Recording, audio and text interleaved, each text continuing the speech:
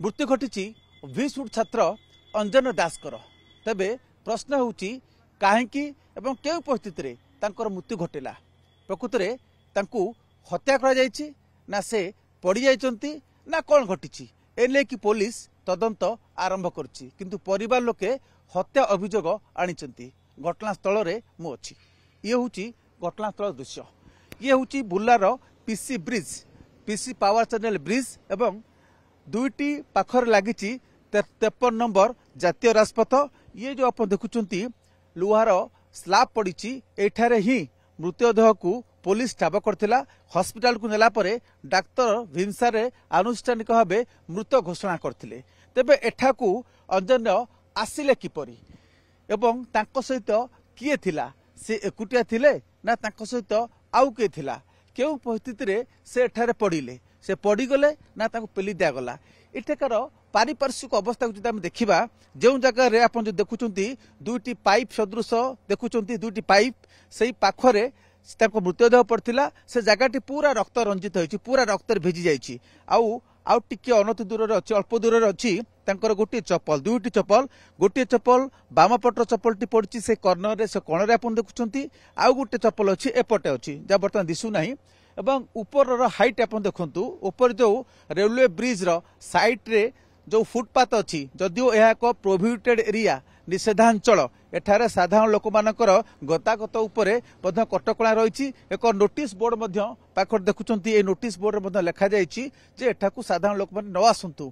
तेणु एठाकू से किपरि आसिले प्रथम कथा आपण हाइट देखंतु जो जगार मृतदेह ठाब कराइथिला एवं ऊपर जो फुटपाथ अच्छी रेलर फुटपाथ तार हाइट देखंतु से हाइट रु या अनुमान करा जाई पारे पारिपार्श्विक अवस्था सेठारु ही से तलुक पड़िचंती। तेबे से पड़िचंती ना तांको ठेली देवा द्वारा पड़िचंती ता तो स्पष्ट होइनी ता पुलिस तदंत करिवो किंतु गोटे कथा कह जाय पारे से ऊपर ही तलक पड़थिबे कारण जो जगह मृतदेह पड़छि पूरा सीधा जब देखिबे से होछि रेलवेर पाख जो फुटपाथ रही।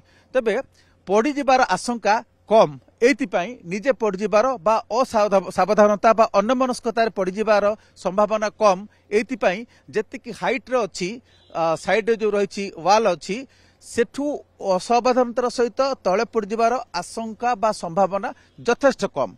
द्वितीय संभावना होची एई जगह देखा चाहिए जो पाहुच अच्छे सेटा जीवाई आउ गोटे बाट अच्छी हूँ पाहुच अच्छी जदि यही पाहुच देख से जाइए सेठी गले सेठी पड़ी जबार संभावना नहीं पड़े रक्तस्राव हम नहीं तो जदि एठी को जाइए तेणु से पाहुच देखिए तलक ओह्लैबार कौन ये संभावना कम लगुच कारण जहाँ तांको परिवार लोक कहते जे राति 8:30 पर्यंत से हॉस्टेल थे अर्थात 8:30 पर से फेरी बाहर को बाहरी तेणु प्रकृत से एकुटिया थे ना सहित आउ किए थिला। ये है जो जगार घटनास्थल दृश्य जहाँ आप देखुंट अन्यपक्षे ये हूँ एठिकार भौगोलिक अवस्थिति से दृश्य मुझे देखा चाहिए। ये हूँ ट्रेन लाइन जहाँकि बरगढ़ को संजोग करुच्ची बरगढ़ को जाऊँगी एवं पाखर जहाँ दृश्य आप देखुंट ये हूँ 53 नंबर जातीय राजपथर दृश्य 53 नंबर जातीय राजपथ दृश्य ये पाख रही 53 नंबर जातीय राजपथ एठारू 1 किलोमीटर दूर अच्छी भिसुट। तेणु एभली एठाकू से किपरि आसिले एठी एक सावधान बा सतर्क बोर्ड लगा जाइछि एवं पूर्व मु तलर दृश्य देखुली एवं एठी ऊपर जगारू आशंका करा जाउछि जे हुएत एठारू से पड़ी थाई पारंती से दृश्य मु देखा चाहूँगी।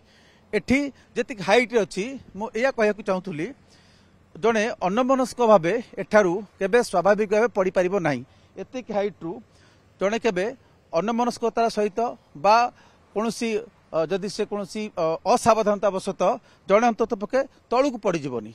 तेणु गोटे कथा कह जाय पारे जे हुएत तांको एठारू ठेली दि जाय पारे बा अन्य किसी घटता पारे किंतु गोटे संभावना को अस्वीकार करिया पड़िबो जे अन्यमनस्कतार सहित बा अन्यमनस्क होइकि सेठू पड़ी जाई नाहंती एक कथा स्पष्ट भाव कह जाय पारिबो। पुलिस आसी पहुंची घटनास्थल में मृतदेह बुला मेडिकल रखा जाइए परिवार लोक आसी पहुंची पुलिस तदंत पर स्पष्ट हम प्रकृत में तांकर मृत्यु किपरि एवं केउं परिस्थिति है। कैमरा पर्सन संजय कुमार जेना।